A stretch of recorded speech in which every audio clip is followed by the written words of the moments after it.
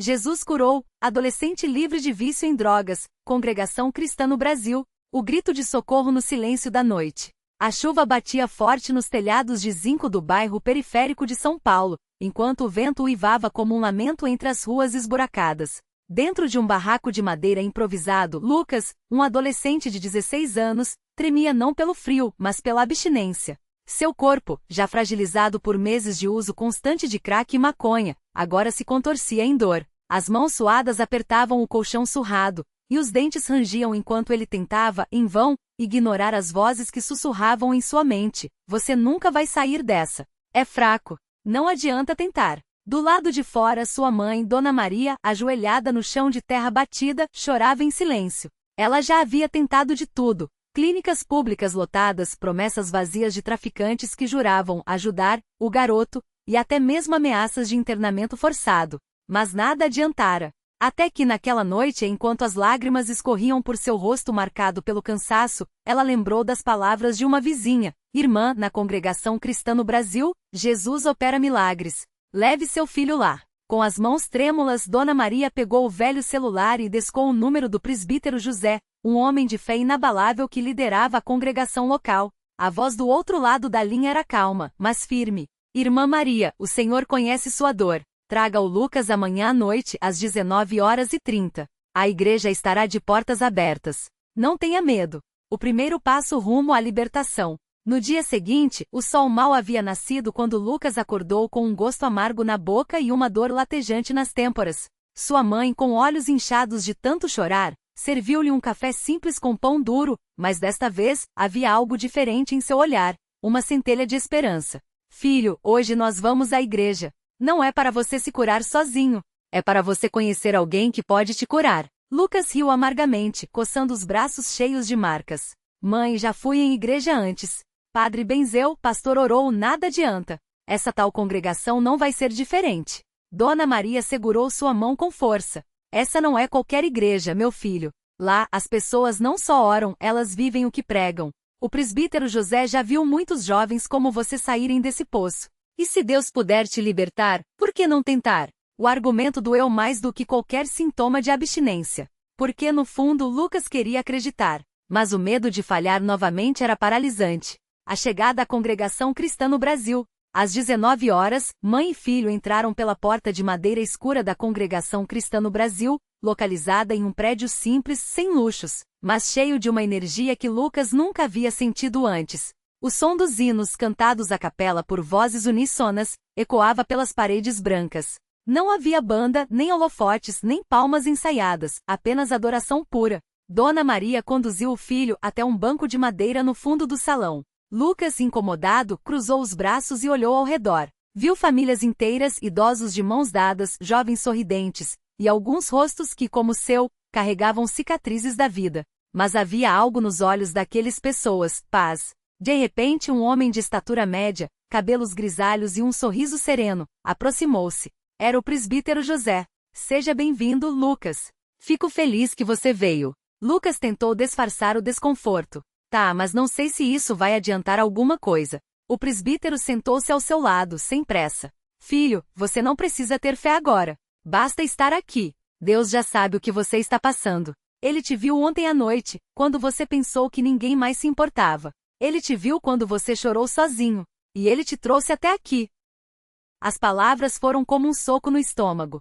Como aquele homem sabia? Lucas nunca havia contado a ninguém sobre aquelas noites de desespero. O testemunho que abalou o coração de Lucas. Antes da pregação, o presbítero José chamou à frente um jovem chamado Rafael, de 19 anos. Ele usava uma camisa social simples, mas seus braços tinham marcas que Lucas reconheceu imediatamente, cicatrizes de cortes e queimaduras de baseado. Irmãos, eu também já estive onde muitos de vocês estão hoje, começou Rafael, com voz firme, mas emocionada. Com 14 anos eu já era viciado em crack. Roubei minha própria mãe, dormi nas ruas, apanhei de traficantes. Até que um dia um irmão da congregação me encontrou quase morto em um beco e me trouxe aqui. Eu não queria vir. Achava que Deus não ia querer um lixo como eu. Mas sabe o que o presbítero José me disse? Que Jesus não veio para os que estão bem, mas para os que estão quebrados. Ele fez uma pausa, olhando diretamente para Lucas. Hoje faz 2 anos que estou limpo. Não por minha força, mas porque Cristo quebrou as correntes que me amarravam. E se ele fez por mim, pode fazer por você também. Lucas sentiu as lágrimas ardendo em seus olhos. Aquilo não era teoria. Era real. Há orações que quebraram as correntes. Após o testemunho, o presbítero José convidou todos os que desejavam libertação a se levantarem. Lucas hesitou, mas Dona Maria segurou sua mão com força. Vai, meu filho. Deus está te chamando. Com pernas trêmulas, ele se levantou. Ao seu redor, dezenas de mãos se estenderam em sua direção. Não havia julgamento, apenas amor. O presbítero impôs as mãos sobre sua cabeça e começou a orar. Senhor Jesus, este jovem é teu. O inimigo tentou roubar sua vida, mas tu és mais forte. Quebra toda maldição, todo vício, toda escuridão que o aprisiona. Enche-o do teu Espírito Santo, para que ele possa viver em liberdade. Em nome de Jesus. De repente Lucas sentiu algo estranho. Não era uma emoção passageira, mas uma força que parecia arrancar algo de dentro dele. Seu corpo tremeu, e pela primeira vez em anos, ele chorou sem vergonha. Eu não aguento mais, Deus. Me ajuda. Gritou, entre soluços. As mãos dos irmãos o seguravam, enquanto vozes ao redor clamavam, glória a Deus. Aleluia. E então, como se um peso de toneladas fosse retirado de suas costas, Lucas sentiu-se leve. Os primeiros dias de liberdade. Nos dias seguintes, Lucas começou a frequentar as reuniões de jovens da congregação. Lá conheceu Daniel, um ex-usuário de drogas que agora liderava um grupo de apoio, e Ana, uma jovem que havia superado a depressão através da fé. No início é difícil, confessou Daniel, enquanto tomavam um suco após o culto. As tentações vão vir. Os amigos antigos vão te chamar. Mas lembre-se, você não está sozinho mais. Lucas assentiu, olhando para o Bíblia que havia ganho do presbítero José. E se eu fraquejar? Ana sorriu. Fraquejar não é cair. É quando você para de se levantar. Mas aqui, a gente se levanta juntos. Essas palavras se tornariam seu mantra. Aprovação e a vitória final. 3 semanas depois, enquanto voltava da igreja, Lucas foi abordado por Marcos, seu antigo companheiro de vício. E aí, santinho? Achou que ia fugir da gente? Vamos dar uma volta, só hoje. Ninguém precisa saber. O cheiro da droga, a memória do alívio momentâneo, tudo parecia tentador. Mas então, Lucas lembrou das mãos que o seguraram na igreja, das orações que o sustentavam, e acima de tudo, da promessa que fizera a Deus. Não, Marcos. Eu não sou mais aquele cara. Jesus me libertou e eu não vou voltar. Marcos riu com desdém. Vai ver, você volta chorando daqui a pouco. Mas Lucas sorriu, porque pela primeira vez ele acreditava em si mesmo. O batismo, o selo da nova vida. 6 meses depois, em um domingo ensolarado, Lucas estava de pé, vestindo uma túnica branca, à beira de um tanque batismal improvisado nos fundos da igreja. Ao seu redor, sua mãe, o presbítero José, Daniel, Ana e dezenas de irmãos cantavam hinos de gratidão. Lucas, você está sendo batizado em nome do Pai, do Filho e do Espírito Santo, declarou o presbítero, enquanto mergulhava nas águas. As coisas velhas já passaram.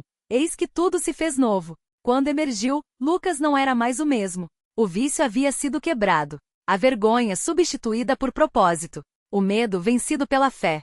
Sua mãe, emocionada, abraçou-o fortemente. Meu filho voltou. E pela primeira vez em anos, Lucas sabia que era verdade. O chamado para servir. 1 ano depois, Lucas não era mais um adolescente perdido nas ruas. Agora ele pregava para outros jovens em situação de risco, levando-os à mesma igreja que o havia acolhido. Eu já estive onde vocês estão, dizia ele com a Bíblia na mão. Mas Jesus me tirou da lama, me lavou, e me deu uma nova vida. E ele pode fazer o mesmo por vocês. E assim, um ciclo de dor se transformava em um ciclo de esperança. Porque na congregação cristã no Brasil não se trata apenas de religião. Trata-se de um Deus que libera, que restaura, que transforma. E a história de Lucas é apenas uma entre milhares. Glória a Deus! Texto expandido com mais de 17.000 caracteres, incluindo diálogos, detalhes emocionais, descrições do ambiente da CCB, testemunhos e o processo de transformação do personagem.